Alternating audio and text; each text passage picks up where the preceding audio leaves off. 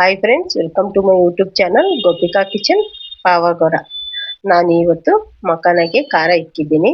Chalks ಥರ ಮಕ್ಕಳು ಸ್ಕೂಲಿಂದ ಬಂದಾಗ ತಿನ್ನೋಕ್ಕೆಲ್ಲ ತುಂಬ ಚೆನ್ನಾಗಿರುತ್ತೆ, ತುಂಬ ಟೇಸ್ಟಿಯಾಗಿರುತ್ತೆ. ಅದರಲ್ಲಿ ಇದು ತುಂಬ ಆರೋಗ್ಯವಾಗದ್ದ ಅಂತ ಎಲ್ಲರೂ ಹೇಳ್ತಾರೆ. ಹಾಲಲ್ಲಿ ಹಾಕ್ಕೊಂಡು ಕುಡಿದ್ರೂ ತುಂಬ ಚೆನ್ನಾಗಿರುತ್ತೆ. ಲಡ್ಡು ಥರ ಮಾಡ್ಕೊಂಡು ಡೈಲಿ ಒಂದು ಮಕ್ಳಿಗೆ ಕೊಟ್ರೂ ತುಂಬ ಚೆನ್ನಾಗಿರುತ್ತೆ.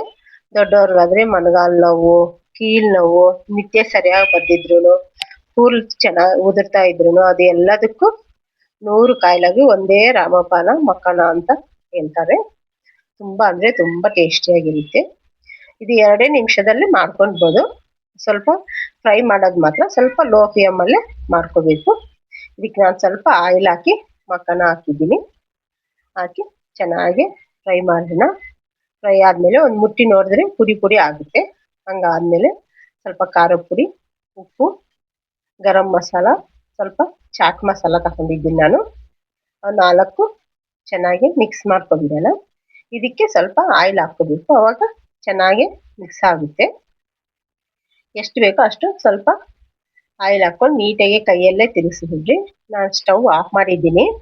ಒಂದು ಮಕ್ಕನ ಪುಡಿ ಆದಮೇಲೆ ಮುಗೀತು, ಚೆನ್ನಾಗಿದೆ ಅಂತ ಲೆಕ್ಕ. ಸ್ವಲ್ಪ ಬೆಚ್ಚಗಿದ್ದಾಗೆ ಖಾರ ಎಲ್ಲ ಫುಲ್ಲು ಅದಕ್ಕೆ ಹಾಕಿ ಚೆನ್ನಾಗಿ ಕಲಿಸ್ಬೇಕು ಅಷ್ಟೇ.